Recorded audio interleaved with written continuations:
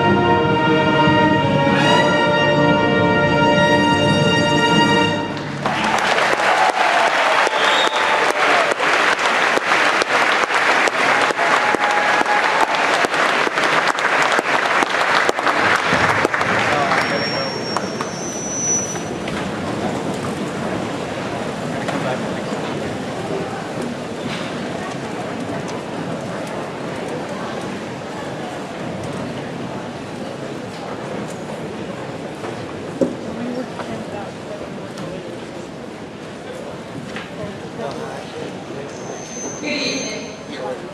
School committee members,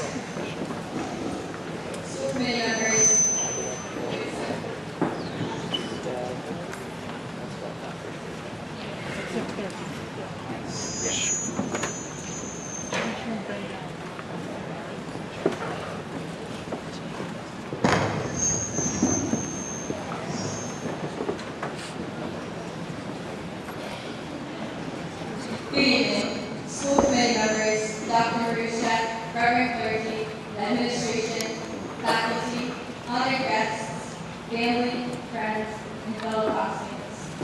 I am honored to stand before you tonight and welcome you to the 55th commencement ceremony of Nipmuc Regional High School. You are sitting here tonight, May 29, 2015, because at some point in time over these past 12 years, you have made an impact on at least one of these amazing students behind me.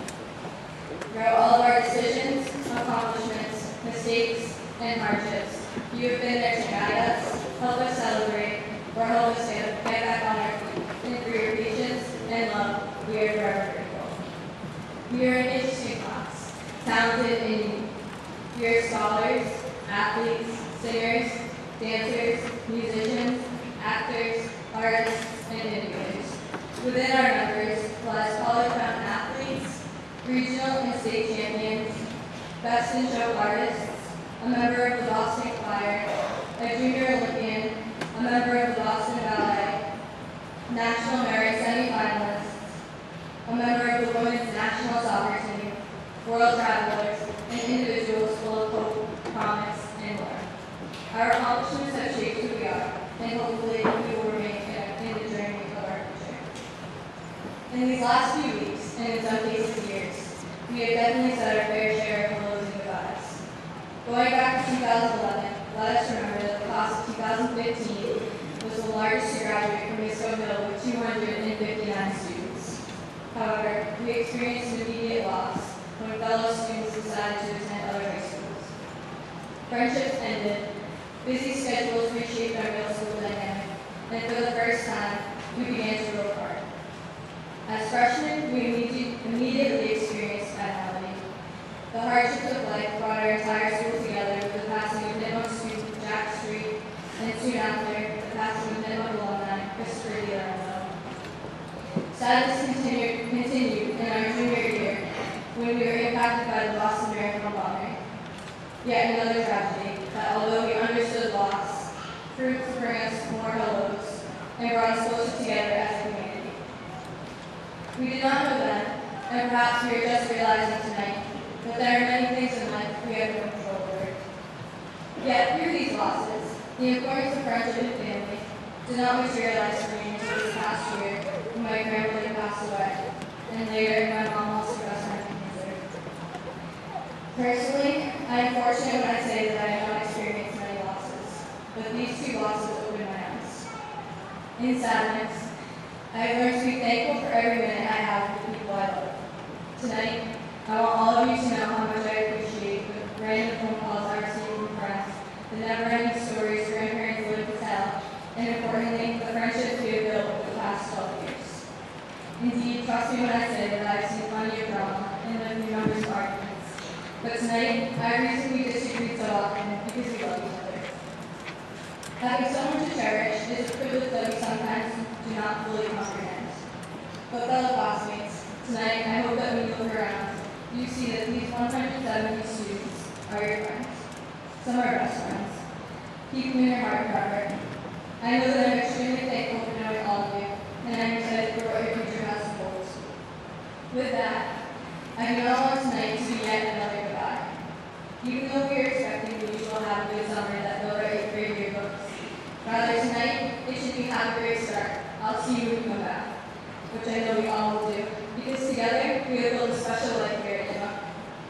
So whether our next adventures bring us to college, military, work, or any other endeavor, we are ready to start the next chapter of our lives. We are prepared to speak hello to the world. No matter what differences we have had in the years, together we all have one thing in common. Tonight, on May 29th, we stand as one. We remember those who came before us. We remember the memories we created together, and we know we are prepared to begin our journey. We will always be the Nipmuc class of 2015. We will always be family. So friends, welcome to another beginning. Let us say hello to our future. Thank you.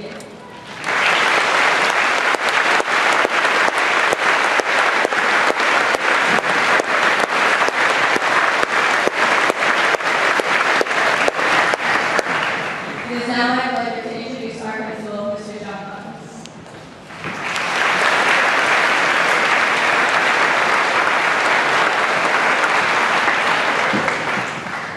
Thank you, Madison, and good evening, everyone. This is a proud moment for us all. It is a night all mixed up with joy, nostalgia, and excitement, and the collective sigh of a job well done. One of the best parts of my job is that each year I get to end with a celebration. Not all of life's transitions can be met with joy, but commencement, the ending and the beginning all wrapped up into one event, is a chance to celebrate. And celebrate this class has. Think back 10 days ago. When making my way to the office to start the day, I was greeted by Madison Leary and Nicole Murphy, two distinguished members of our class.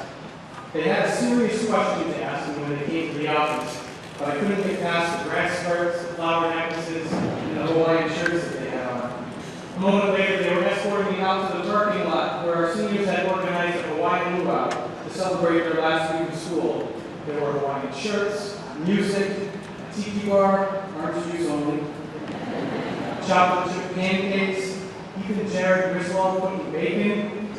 Needless to say, I was impressed with the party. Before Madison organized the cleanup and sent the students back to class for the last full day of school, I took a picture of the group. When I got back to my office, I texted the picture to my wife with a message that said, Hawaiian luau to start my day. I really do have a great job. And I mean that. I have a wonderful job. And I appreciate it for many, many reasons. But when I think back to when I was 18 years old and getting ready to graduate, I know that I was not at all certain that I would have this kind of an opportunity ahead of me. At 18 years old, like our graduate beside me, I had a string of jobs I never considered to be a career. For instance, I spent time as a customer service rep at Blockbuster Video. Do you remember those? I was a security guard at a campus library, which in retrospect is the least important kind of security guard there is. And I spent the summer as a telemarketer where I didn't make a single sale, but I had many, many lovely conversations with people.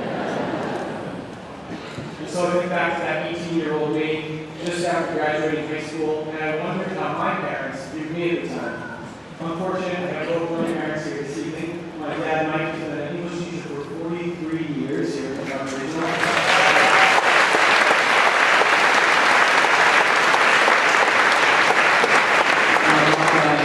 I'm thrilled to have them here, but I am hesitant to ask them about what they thought about that 18-year-old Blockbuster employee. At 18, I know I lived in the moment. At 18, I spent rather than I saved. At 18, my optimism was unbound, but underplanned. And at 18, I took the joys in my life as a given, not recognizing that they were not given to everyone. And so, who did my parents see 20 years ago? Who did they see as they patiently waited for phone calls that probably should have come sooner? What did they think when they gave me enough space to make my own mistakes, but were there to support me when I failed? What did they think when they remortgaged the house to make sure that my brother and I could go to school? And what were their thoughts 20 years ago when they never ever let me know about the sacrifice of being a parent? At 18 years old, I thought I knew, I thought I understood what it meant to be thankful for these gifts. But the journey of years and experiences has helped me watch these seeds of gratitude grow. And so tonight, as I mentioned this, I think of the expression, the greatest gifts we can give our children are roots and wings. It's the roots that nurture us and allow us to grow. Through the roots we draw our strength and we find ourselves quite literally grounded. They are the foundation upon which we build. Roots are unseen, they are not beautiful, they are not celebrated, but they are responsible for strength, for life, for support, for vitality. The roots of this class are strong. Through 4 years of high school, they have relied on those roots to face challenges with resilience. And this evening, we see 163 individuals who are about to take flight. Leaders of leaders, state and New England champions, junior Olympians, volunteers, scholars, our soon-to-be graduates have already begun to soar. These students have set the bar for what it means to be high achievers. They have contributed to the most distinguished academic performance in the school's history. They have taken 67% of the seniors beside me have taken college courses for advanced placement during their time in high school. 17 of these students study Spanish from their first days in kindergarten to their last days in high school. In their time at Nipmuc, our students have traveled together to places like Barcelona, Paris, and Rome. They have acted and directed and played, received medals for their musical performances, and now they are ready to begin their lives in employment, for the military, or for 90% of our students in college. So as we begin our celebration tonight, I thank our families for planting the seeds that have grown such vital roots. Parents, I remind you that the students have already learned the message of gratitude. These students are graduates. They are thankful now, and their gratitude will grow. The truths I have talked about may not yet be revealed to them, but they know. They know that they are loved. They know they will follow that first homesick moment in the fall semester. They know that when they return home next November, they will have a new appreciation for Thanksgiving. They know whose opinion they will rely on when they look for their first apartment, whose validation they will seek when they find a career, whose approval they will pursue in each of their life's significant decisions. They may not understand these truths yet, as I did not when I was 18 years old, but deep down, planted inside them, in their network of roots at the core of who they are, they know. To our students, know how excited we are about the journey you have ahead. In your time at Nipmuc, you have distinguished yourselves in so many ways. Leaders, entrepreneurs, and scholars, you have made an impact on our community. As I wish you good luck on life's journey, I thank you for allowing this school, these teachers, this culture to become part of your roots. Remember this day, for often it is the circumstances of our lives that guide us to our potential, that deliver us to the truth of who we are. I remind you that your roots are strong, your wings have grown, and you will soar. Know that you will face challenges as you prepare to take flight. Do not doubt your strength or question your capacity. Know that you will have your own blockbuster video and library security guard moments on your journey. Learn from these opportunities and don't relent in pursuing your passion. Know that the lessons you have learned here from faculty or friends or family will guide you next year in all of the years of your lives. Know that your experiences in school, whether in classrooms or in competition or at a Hawaiian luau, make you part of our community. Gather strength from that. Know that you have roots and you have wings, and we're so very proud. Congratulations for class of 2015.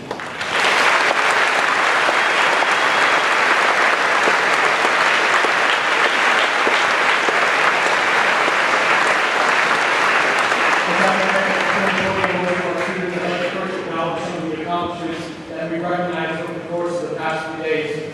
Our students, as Madison said, have distinguished themselves in so many different ways. We've had a chance to applaud New England triple jump champion Kurt Rokitevich. We've had a chance to honor the Massachusetts Gatorade soccer player of the year, Gabby Guerrero. We've congratulated Matthew Devon for his perfection with the SATs. We've celebrated that we have Philip White, a member of Boston Ballet, and a junior Olympian at Tyler Pig. I could go on and on, but I'm sure you will not let me. So I would say instead that each of our students is distinguished in some special way, and these accomplishments, as well as the support of our community, have led to the awarding of $50,000 worth of local scholarship money to this fine group of students.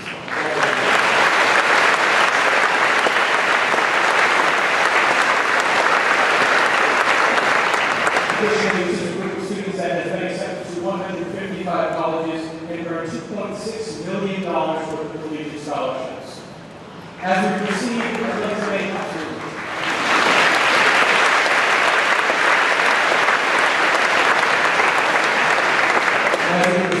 before I turn it back over to Maddie, I'd like to make note of our two highest academic honors by announcing the salutatory and valedictory for the class of 2015. I'd ask that they stand and be recognized when I call their name. the salutatory of the class of 2015, Ms. Reagan, Daytona Contract.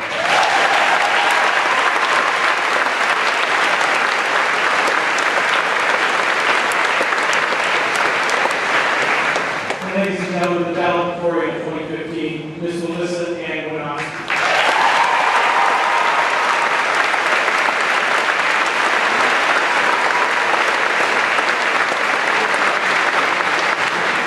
Congratulations, seniors, and that's been a pleasure to be your principal. Thank you.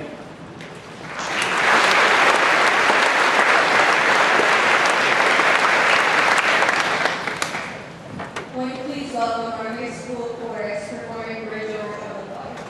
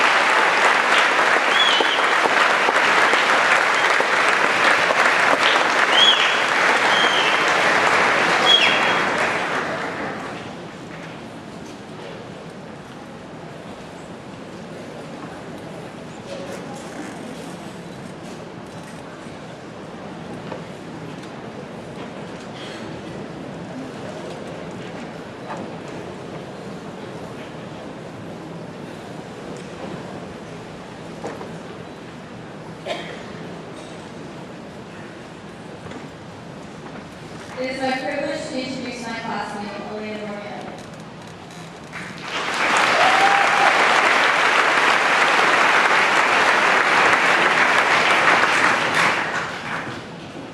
Good evening, everyone, and welcome. On behalf of the class of 2015, I would like to thank you for being here. Tonight, I'm at this podium to discuss our class motto. What lies behind us and what lies before us are tiny matters compared to what lies within us. My first impression of Ralph Waldo Emerson's words was that it was a real tongue twister. However, once you take a step back and break it apart, the wonderful sentiment becomes clear. First, let us consider what lies behind us. What exactly does lie behind? 4 years at an excellent high school whose teachers and administrators have worked tirelessly to prepare us for college. 4 years of finding new friends and the inevitable drama that comes along with these friends, like being called the best friend stealer. 4 years of trying new things, finding our niche in athletics, academics, leadership, social groups, art, or music. And also, a couple years of big class tests, as well as a couple years of being told liars don't go to heaven by some soda.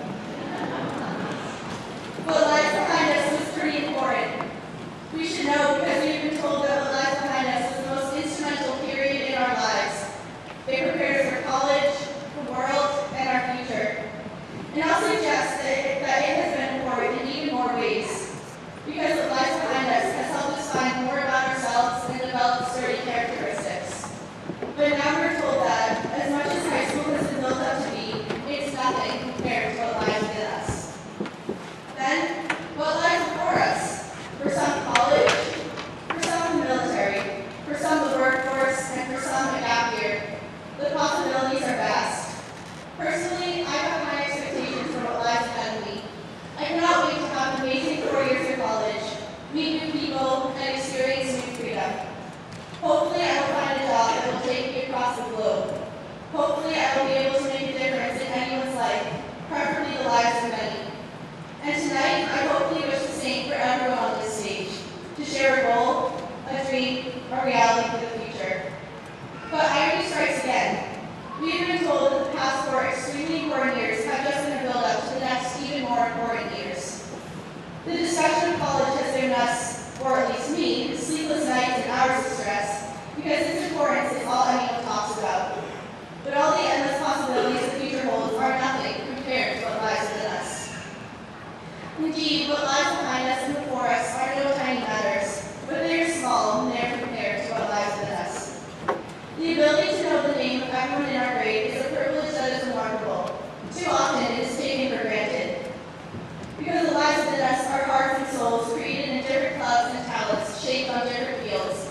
Soccer, lacrosse, or football.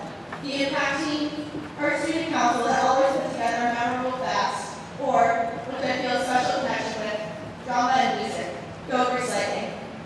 What lies within us are the fundamentals, those select people that have inspired us to act how we act, and be who we are, or give us the guidance to help us choose our major. I can think of some teachers that have completely made me who I am. I will never forget how much they improved my high school experience and how much they changed how I view the future. Thank you, Senora Soto.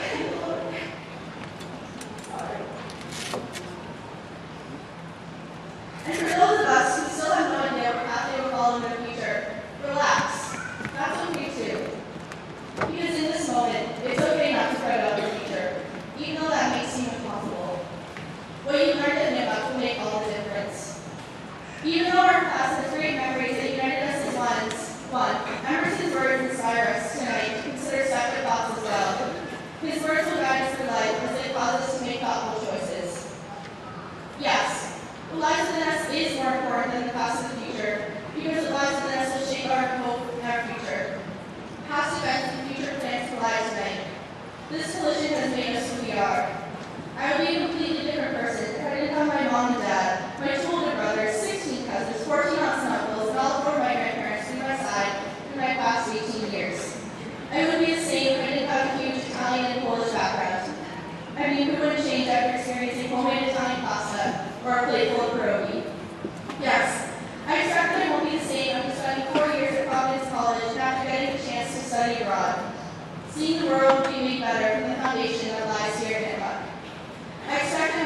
same after meeting new nieces and nephews and future sister-in-laws. But we will always have this night to remember the promise of the future and the strength of our past. Yes, Emerson sought to reference all of these matters. Tonight we're excited and probably a little frightened for the change to come. However, the power and strength that lies within us makes everything else obsolete for just a second. Tonight, everyone needs to take a moment and look around at what lies within us and recognize the great things that are happening from our regional athletic champions and our talented musicians. Sometimes life can be made simpler than Emerson phrased it, such as in the whimsical line that I first started with propaganda. The past is history, tomorrow is a mystery, and today's a gift. That's why we call it the present. The past, even though chock full of memories, is gone. Our very promising future remains an enigma. What lies within us is a gift. Let us make the most of all the gifts that have been shared with us. Let us always remember what lies behind us and before us. Thank you.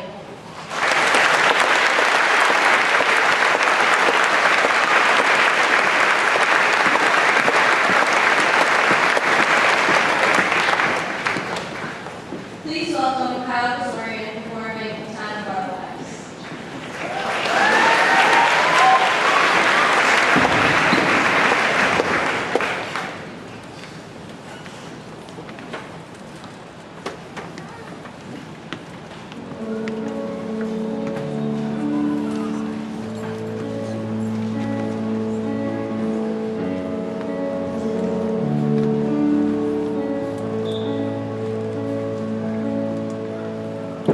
This is where the chapter ends.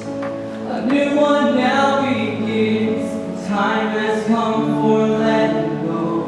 The hardest part is when you know all of these years when we were here are ending. But I'll always remember we have had the time of our lives. Now the pages turn, the stories we will write. We've had the time of our lives, and I will not forget the faces left behind. It's hard to walk away from the best of days.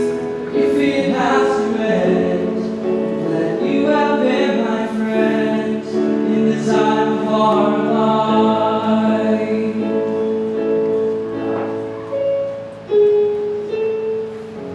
Where the water meets the land, there is shifting in the sand, like the tide that ebbs and flows. Memories will come and go. All of these years when we were here are ending. But I'll always remember we've had the time of our lives. Now the pages turn, the stories we will write. We've had the time of our lives, and I will not forget the faces left behind. It's hard to walk away from the best of days. If it has to end, I'll let you have been my friend in the time of our life. We say goodbye, we hold on tight to these memories that never die. We say goodbye, we hold on tight to these memories that never die. We've had the time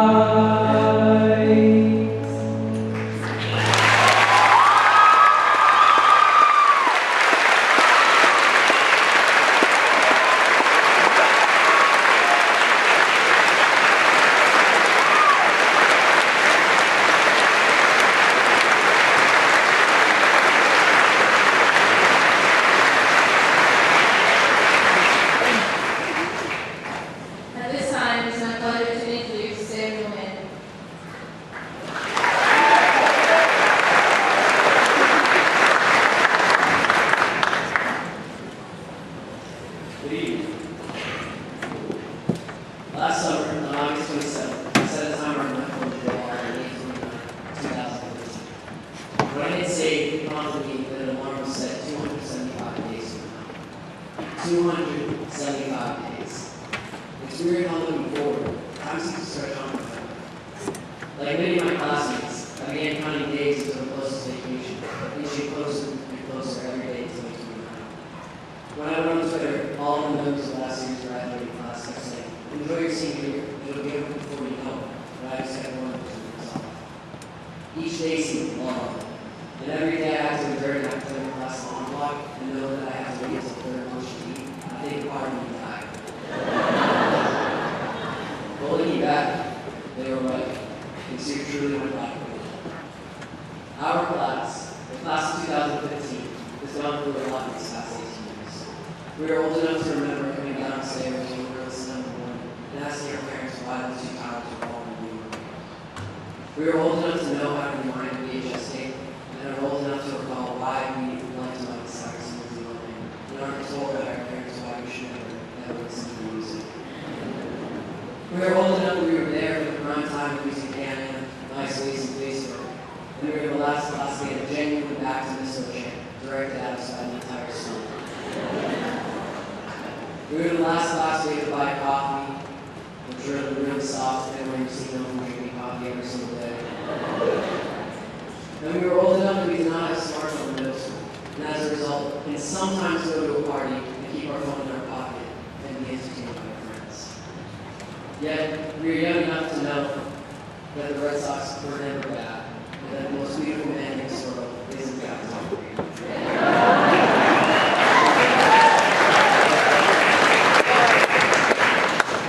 Sometime in the future, when we look back at what we have done and what we have gone through, we will realize how our memories and events impact us. Whether we remember all the particulars or not, every single moment has shaped us to what we are today. Sometimes, it's the most recent memories that have the most impact, which is why $185 later, you will always see me obeying the speed limits. And just like me, none of my classmates have amazing memories as well. Some about Greece or ones on time. Some have memories about being on teams that being Blue Valley champions, Central Mass, District E, State, or even becoming the best trip around the region. These memories affect how we see situations and how we react to them. All of my memories of late nights out with friends doing all kinds of things has made a significant impact on how I act and helping me find my personal values, which are a lot more expensive than parents prefer. It goes without saying that some of us have had to endure extremely challenging things in life that others sitting right beside us do not even know. Anxiety, depression, bullying, loss of love, the list is long and it's not easy. No one deserves to go through these hardships or carry these burdens. But it is in these moments that we grow stronger. We have been taught to keep our eyes set on the table at the end of the race, and to know that when we get back on our feet, we are in an immense amount of experience, and can be an advocate for those who are similar hardships. We can become children that no one should rely on. As hopeful as I am that those carrying these burdens are not thought about it, I am certain that these memories have already impacted our lives. These memories have already chipped away at us socially we have become. Fellow classmates, you are your own piece of art. You were your own sculpture. Sure, I look like I was sculpted by my religion. While some of you may be abstract, and some like Richie believe you may play one was sculpted by 30 years. That's okay, because that's what makes you unique. Growing up with your own brothers, I can think of examples of how memories sculpted. How they made me cry. How they ruined my favorite sweater.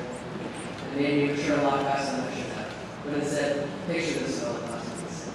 Remember middle school? We were pretty awkward. Oh my gosh.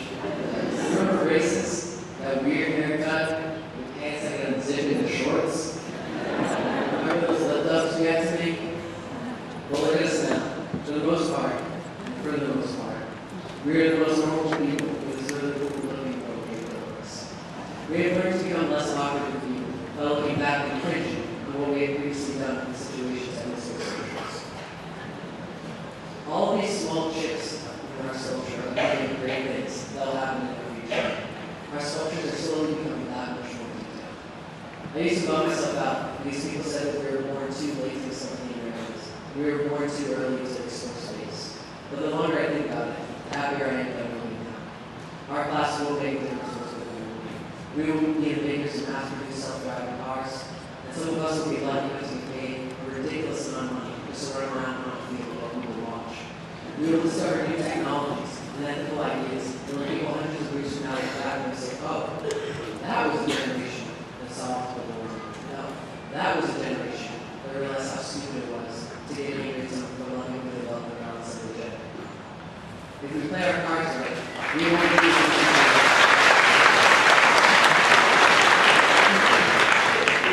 If we play our cards right, we won't need a new frontier to remember this us. We will put ourselves there by trying to make things fair for a while. We have a lot riding on us, but with the memories that we've gained at Mendon-Upton and the soldiers that we've become, we're on the pathway to the world's solutions. Well, here we are. 275 days later, and soon we'll be handed a piece of paper saying that we made it this far and we shoved off into a new adventure, only equipped to the memories of the past 18 years of our lives. We will have to listen over and listen when people ask where our hometown is.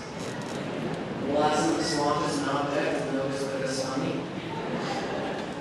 People like tired ministering twice every time someone repeats themselves. And if we're lucky enough to get out of New England, someone's going to ask us to pronounce khakis and car keys after we describe something as a week.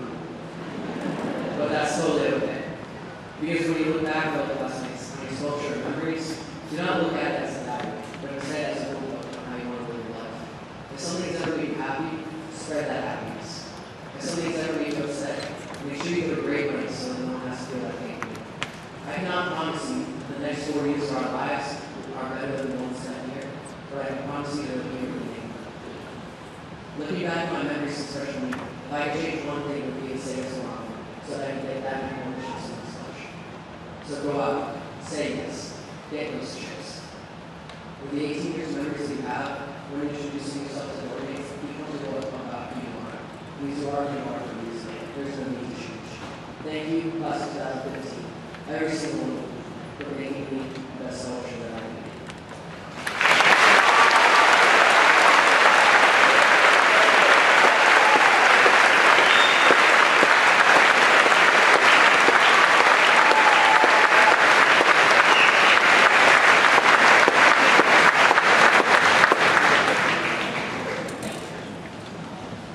Ladies and gentlemen, welcome our high school band performing with quiet courage.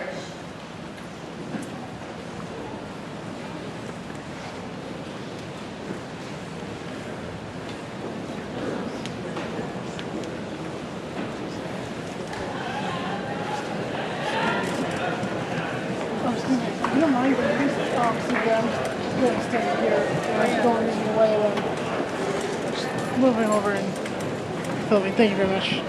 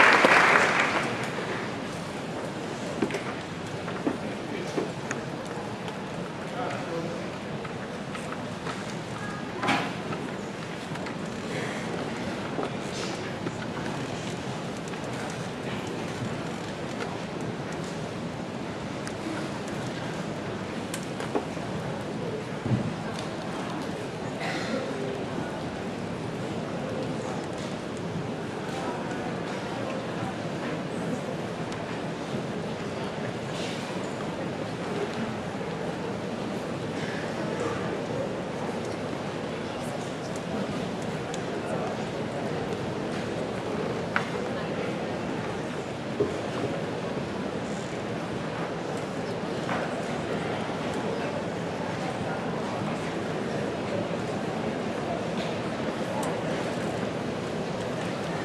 welcome Ronald Woodrow.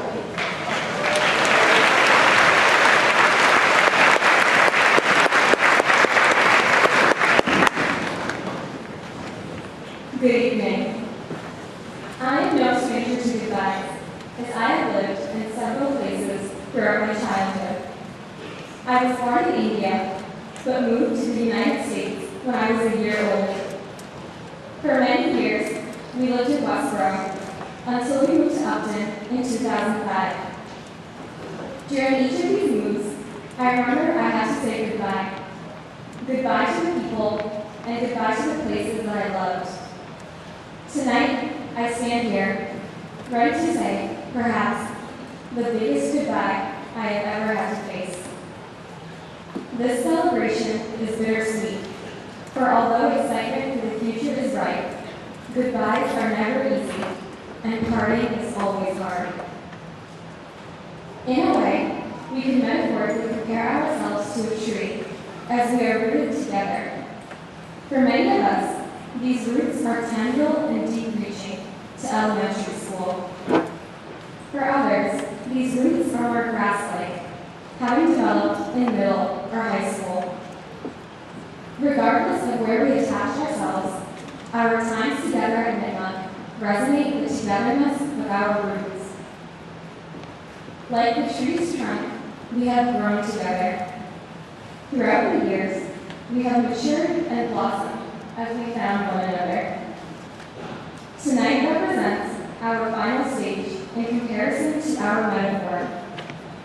Tonight we branch out in different directions. Tonight, each of us begins to root again, but let us reminisce together one last time. When we walk out these doors tonight, we say goodbye to many elements of our lives that perhaps we took for granted these past 4 years. First, we say goodbye to the faculty who tirelessly worked to secure our understanding. Among them, Mr. Maloney, who stood outside this classroom, reminding us of Mole Day, October 23rd, by the way, via his glaring megaphone. Or Mrs. Gilchrist and her quadruple Fs. In theory, it stands for Fun-Filled Fraction Fridays. Tonight, we say goodbye to Mr. Earl, the most laid-back substitute in the history of Nipmuc.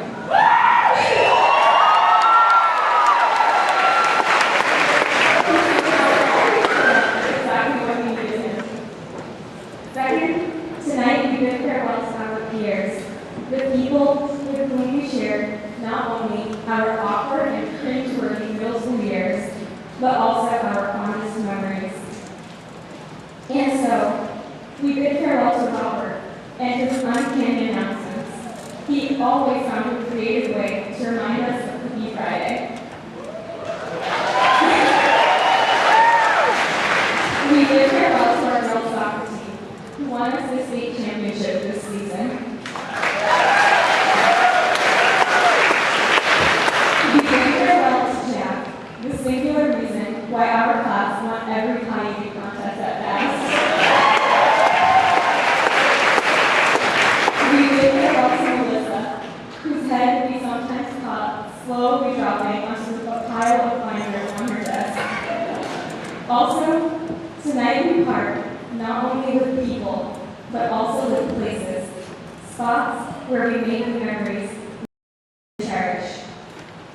Farewell Cafeteria, where the drama club advertised its upcoming performances.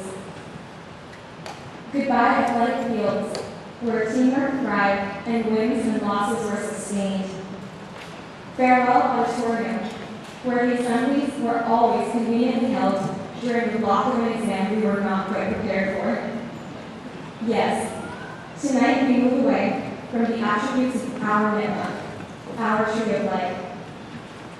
We will miss advisories on Wednesday, where we got a chance to finish our homework for the next block. We will miss those 5 minutes in the lobby before the morning bell, where we somehow caught up with our friends about the whole weekend's happenings. Yes, Tonight we say goodbye to the foundation of our lives. No matter how remarkable our experiences here have been, there are some aspects of these past 4 years that are welcome goodbyes. Goodbye to waking up at 6 a.m., always rushing to make it through those doors before 7:30. Personally, I vow to avoid classes before 9 a.m. my entire college career. Tonight we bid farewell to AP classes and workloads that admittedly had us wondering if it was too late to rethink our choices. Goodbye to the embarrassing stomach growls that always occurred when waiting for third lunch to arrive. Along those same lines, goodbye to that same hunger that always creeps in on us in the media center, where food and beverages are strictly prohibited. And for some of us, we also bid goodbye to the early morning sports practices that had us questioning our love for the sport in the first place. To all these things, we say goodbye. And clearly, not all goodbyes may be so bitter after all. While it is true that we are gladly leaving some less than pleasant memories behind, it is also true that much of what we say goodbye to tonight will be missed. I can only speculate. Our professors in college may be wonderful, but will they ever be able to replace the teachers we had at Nipmuc? Our friends in college may become great friends, but will they ever understand us quite like our high school friends were able to? Yes, tonight I say goodbye with a heavy heart, fully aware of what we leave. However, this sadness is not the end, for we are, after all, one tree. And though our branches will now reach in distinct directions, I am certain our paths will collide once more in our roots. I would like to end with a final thought. Goodbyes are not forever, goodbyes are not the end. They simply mean I'll miss you until we meet again. Thank you.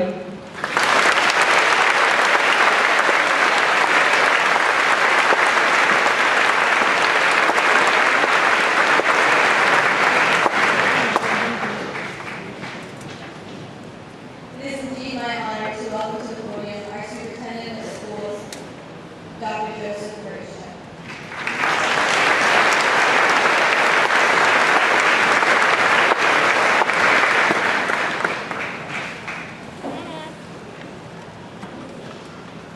Good evening. On behalf of all the district's faculty, staff, and administration, I'd like to extend a hearty congratulations to the Nipmuc Class 2015. You have been a truly remarkable class that has achieved so much. I know that all of your teachers, guidance counselors, coaches, and principals, past and present, share my pride in your many, many accomplishments. I have a few brief thoughts to share this evening, and I'd like to start with the assumption that the majority of our graduates and everybody gathered here tonight are Boston Red Sox students. Pretty safe assumption, correct? So I'd like all of you to indulge me for a couple of minutes and let me tell an interesting story about the team that I love. Most of us can recall the magical ending of the 2004 season for our beloved Old Town team. Through a 4-0 dismantling of the St. Louis Cardinals in the World Series, the Red Sox broke an 86-year curse and finally brought home a championship. While this was significant, what most people remember is the amazing streak the Sox put together to vanquish the hated evil empire, the New York Yankees, in the American League Championship Series. Down 3-0, the Sox pulled off probably the greatest comeback in sports history, winning 4 straight games in epic fashion. These games captivated the entire New England region, made for many, many sleepless nights, and even moved grown men to tears. I say that from personal experience. I was definitely one of them. Now, graduates, if my math is right, I believe most of you at that time were second graders at Clough Memorial, and these games occurred well past your bedtime. So you probably didn't experience them firsthand. There are a lot of iconic images etched in our collective memory. Things like Dave Roberts being at second base, Big Poppy's walk-off home run, and Kurt Schilling's bloody sock, just to name a few. But let me share a story that somehow has fallen under the radar. So it's October 18, 2004, Game 5 of the ALCS at Fenway Park on a really frosty autumn night. Just like they had the night before, the Sox had their backs up against the wall as they were definitely looking at elimination. It was a really tense game, and it was one of those games where you were holding your breath seemingly on each and every single pitch.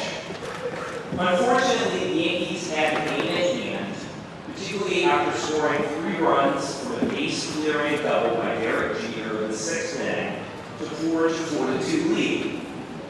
However, the Sox clawed back in the bottom of the 8th, scoring 2 runs to tie it up 4-4. The top of the 9th saw closer Keith Falk get the first 2 outs, but then give up a walk to right fielder Ruben Sierra. The next batter, first baseman Tony Clark, hit a blistering line shot out to right field towards Pesky's pole. I mean, he smoked it. The speedy Sierra looked like he definitely would score, as it clearly would be an extra base hit.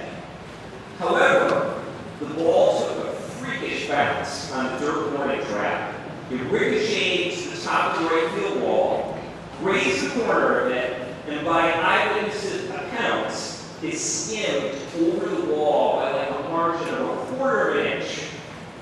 As a result, Tony Clark had a ground rule double, and Sierra did not score, as by rules he could only advance to third base. This was a huge play. Needless to say, the rest is history.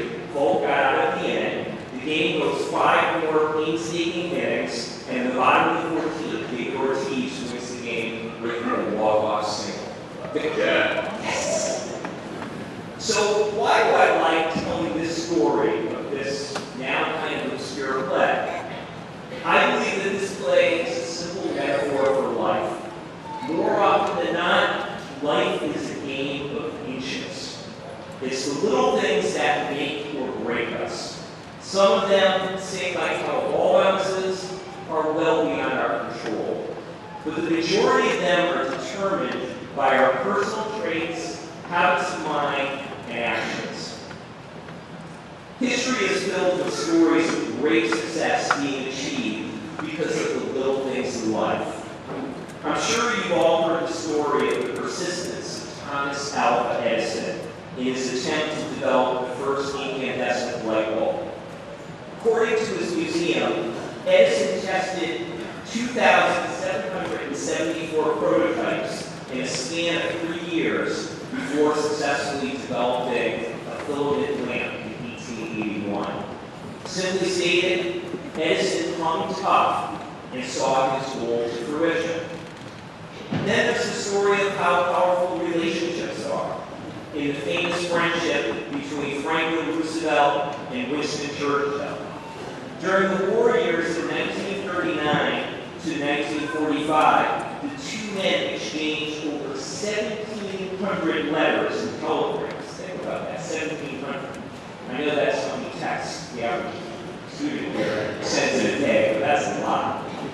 The 22 times the 2 men met face to face, they often stayed up late into the night, bonding over scotch and cigars, while sharing stories about their similar childhoods and commiserating on their less than perfect marriages. Together, these 2 men set the tone for one of the greatest military victories of all time. And in its foundation, it was rooted in a friendship. Then there's the more recent story of the world's richest man, Bill Gates, who is presently worth $79.2 billion. The founder of Microsoft got his big break, well, just by showing up and being prepared. The story goes like this.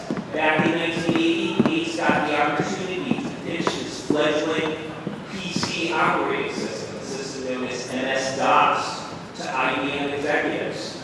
He was called upon because the day before, the founder of his chief rival, a company known as Digital Research, blew off his appointment with IBM Brass. Industry analysts have noted how at the time, IBM thought that Digital Research's operating system was far superior, but they really respected Bill Gates' tenacity and attention to detail. Hence, Gates struck a very modest $50,000 deal with IBM, and as they say, the rest is history. So what do I make of all of this, and why do I tell these historical stories? The bottom line is that big success in life is determined by doing the little things right. My advice to you graduates would be to continue doing the things that got you to this stage this evening. Things like being prompt and giving it your all. Things like goal setting, hard work, and perseverance. Things like living by the golden rule, knowing that how you treat people ultimately determines the respect that you in turn will receive. Tend to all of these things, and true success will be in store. As Andrew Carnegie once wrote, successful people don't always do great things, but they always do small things in a great way. So as you leave Nipmuc, I wish all of you the best of luck in everything that you do, great and small. Congratulations. Thank you.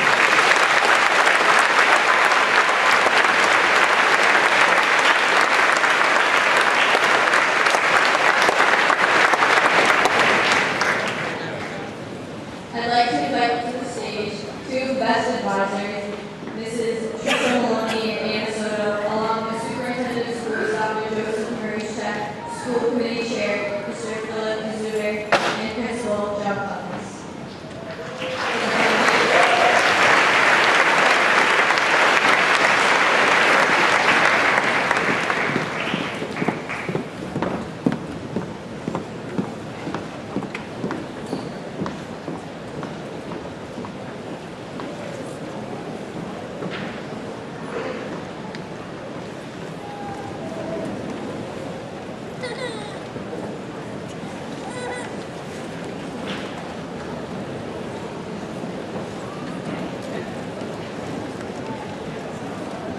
Lauren Elizabeth Adams.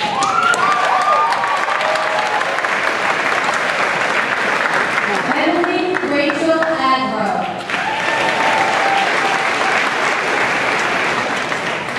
With honors, Brett Timothy Alabozek.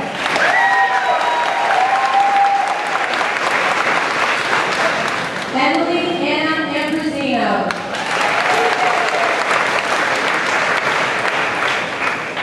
Madison May Armstrong.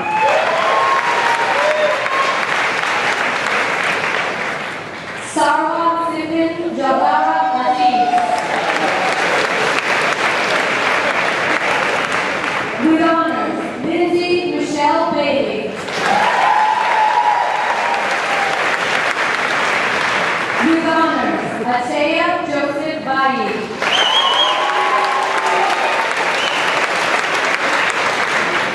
Thomas Peter Barlow.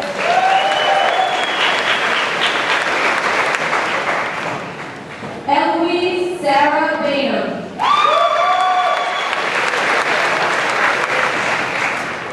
Nathan Francis Bentley.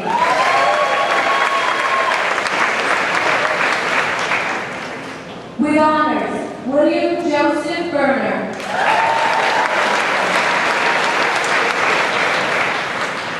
Jillian Marie Bertrand.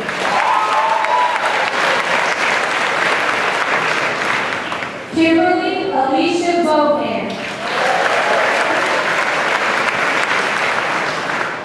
Dustin Matthew Belanger.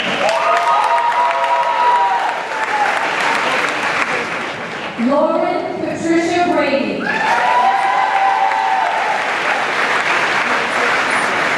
Kristen Paige Bryan.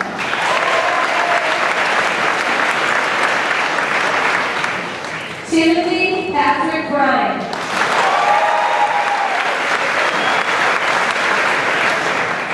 Vanessa April Browning.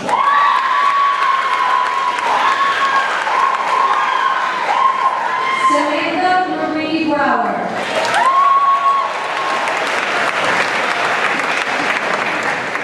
Matthew James Buckley.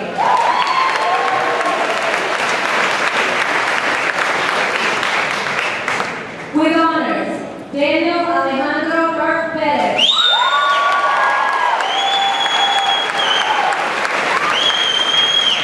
Emily Claire Pavarelli.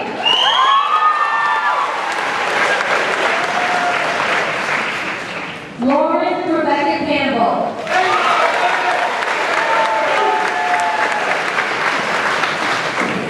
With honors, Scott Russell Capizzello.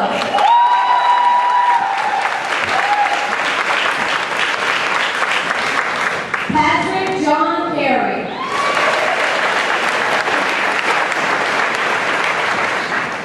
With honors, Gabriela Jacqueline Carrero.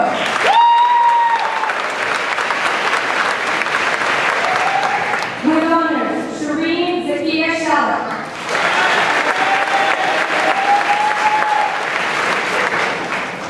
Jesse Gregory Charpentier.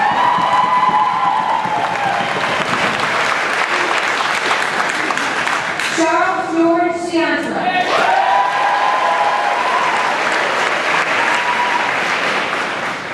Jason Christopher Caldwell.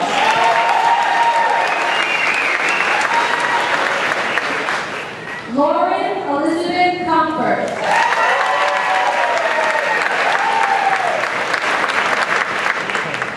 With honors, salutatorian Reagan Daytona Conrad.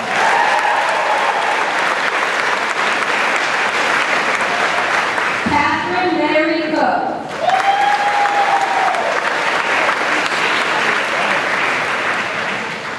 With honors, Tyler Thomas Costello.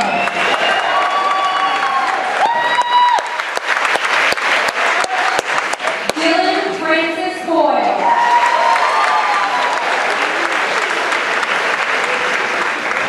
Molly Jo Pratt.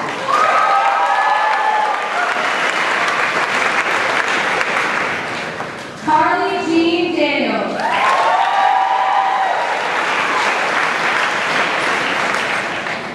With honors, Madeline Sue David Chauffeur.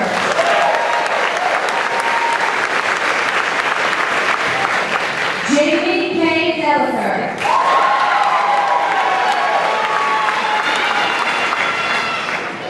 With honors, Kristen Nicole Jensen.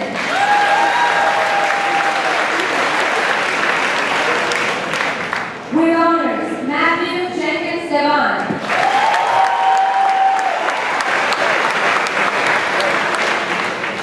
Katarina Jordan Teixeira.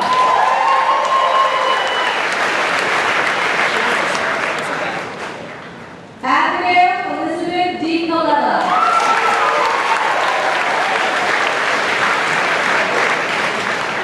With honors, Drew Hayward Zapoto.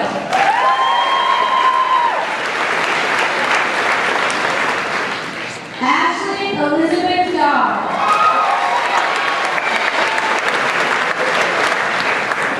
Lindsay Erin Doyle.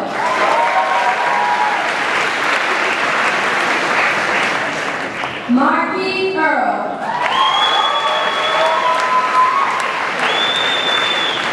Megan Blair Elliott.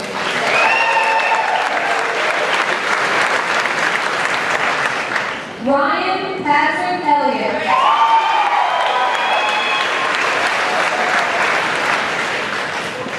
With honors, Brandon Michael Esker.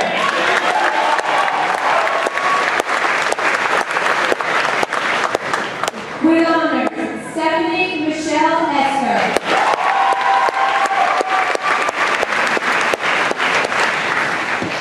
With honors, Colin Durkin Farragher.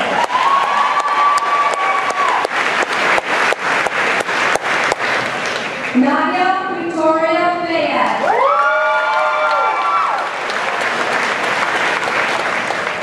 Marco Antonio Lazio.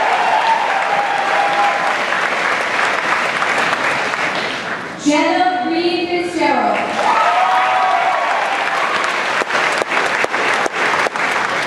Katie Marie Freiberg.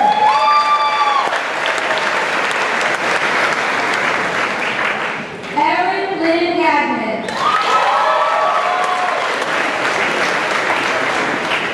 We honor John James Gallagher.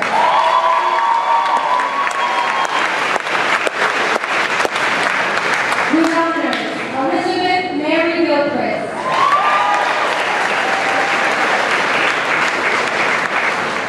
John Philip Gillespie III.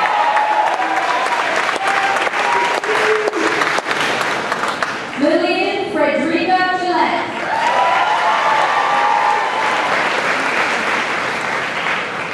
We honors Chelsea Margaret Glorious.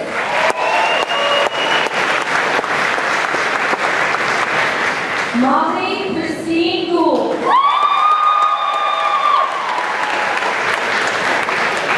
Nicholas Andrew Greer.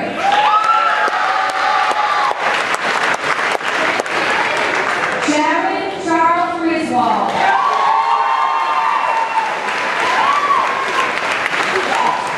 Lauren Elin Gurdon.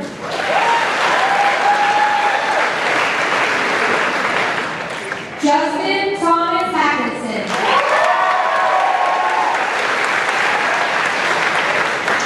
We honor Jeremy Daniel Hall.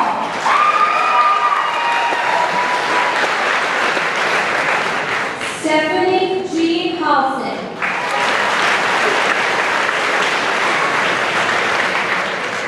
Sabrina Marie Hegarty.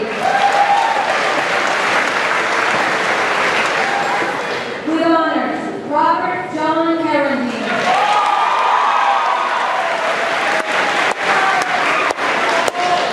Jacob Roger Hess.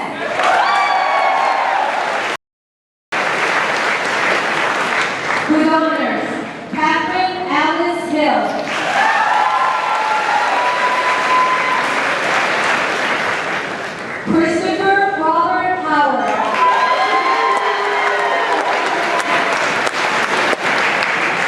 Alyssa Nora Imperato.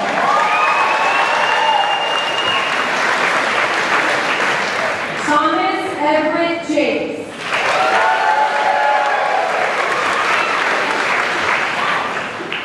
Brooke Elizabeth Jacob.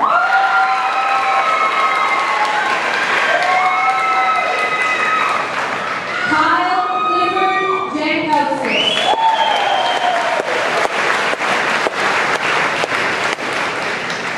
Molly Elizabeth King.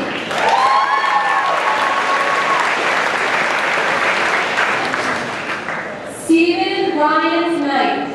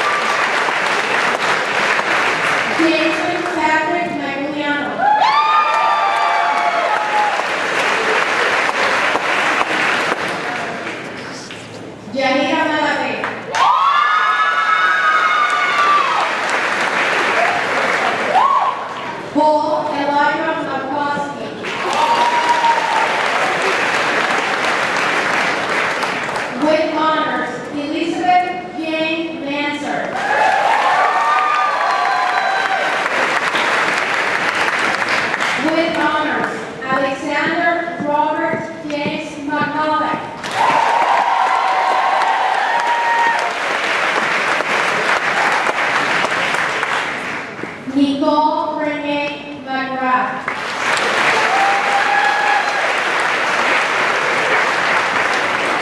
Kyle Thomas McReal.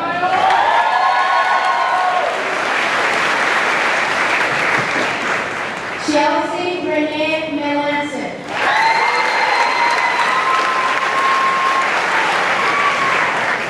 Joshua Carly Mendes.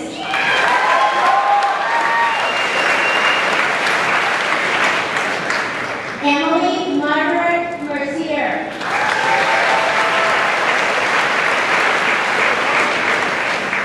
Colin Jacob Mestelli.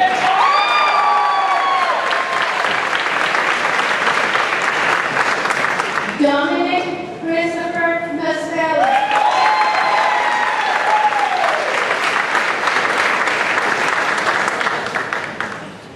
Brandon David Melton.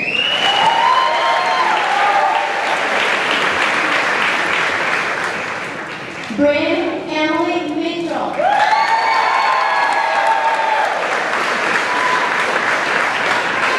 Savannah Katerina Mixey.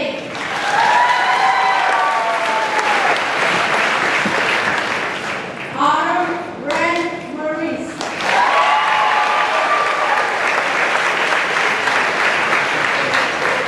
Edward Thomas Morris.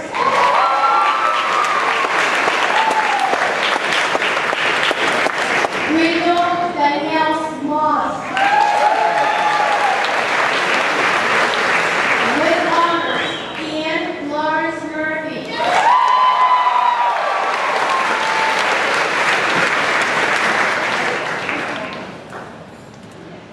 Nicole Elizabeth Murphy.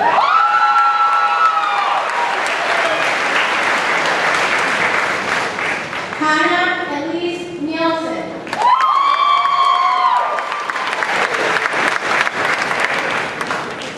With honors, Elizabeth Teresa Nigro.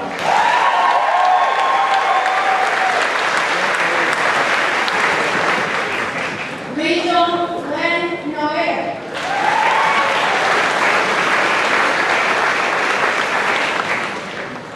Emily Patricia O'Connell.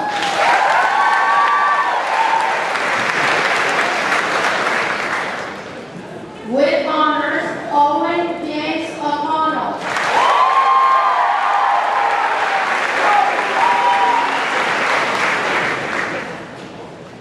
With honors, Evan Samuel Offord.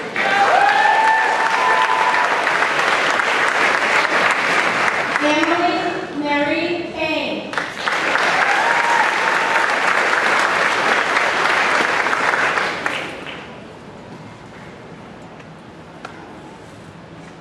Andrew Christopher Palagi.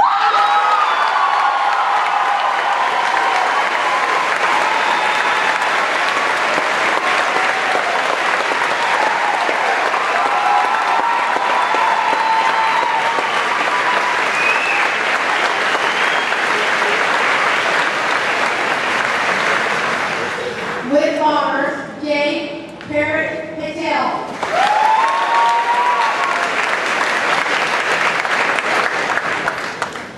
Margaret Yogendra Patel.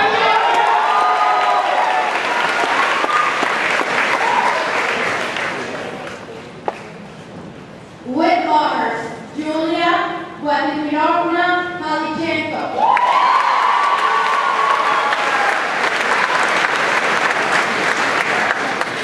Samuel McLeod Peroxy.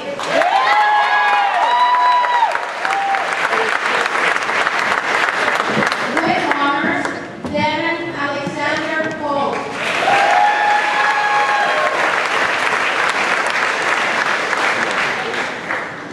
With honors, Madison Carol Polay.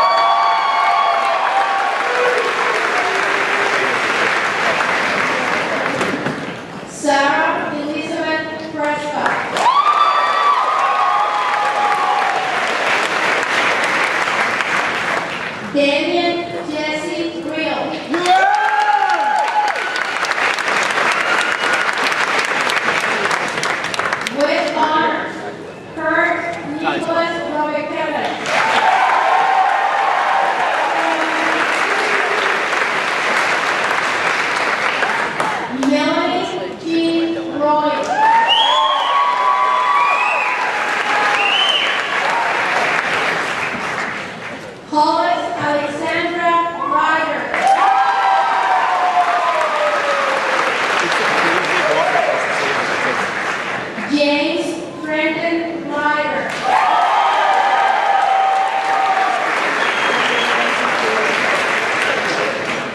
Andrew Jonathan Salzberg.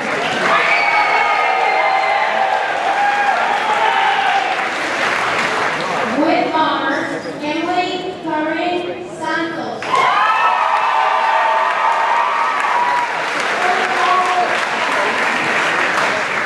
Jonathan Patrick Scanlon.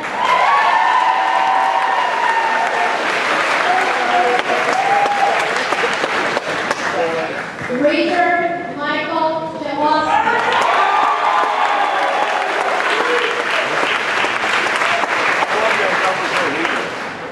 Erica Rose Scott.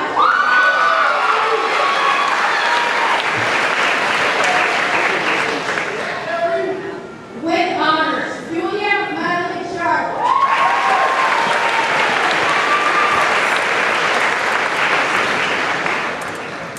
Allison Marguerite Shaughnessy.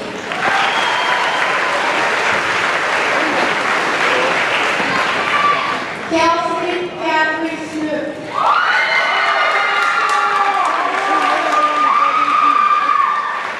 Lisa Joy Stora.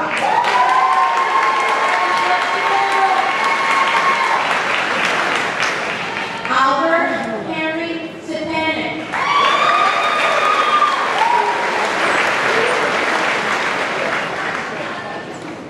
Aaron Justin Tapp.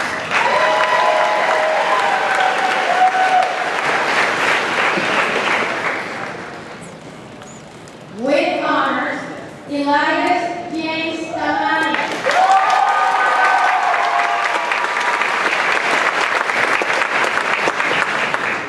Vanessa Rochelle Tarabay.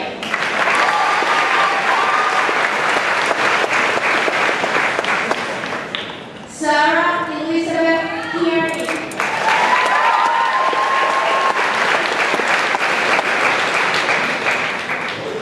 Connor Kenneth Bentley.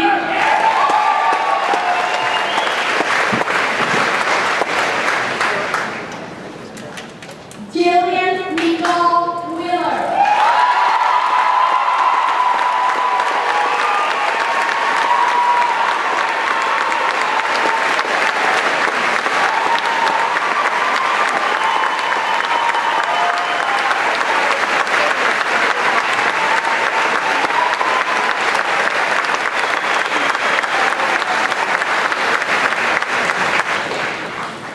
Philip Warren White.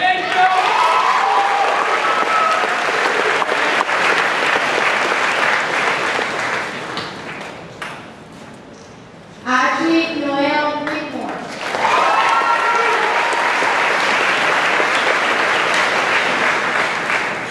With honors, Melody Elizabeth Whitmore.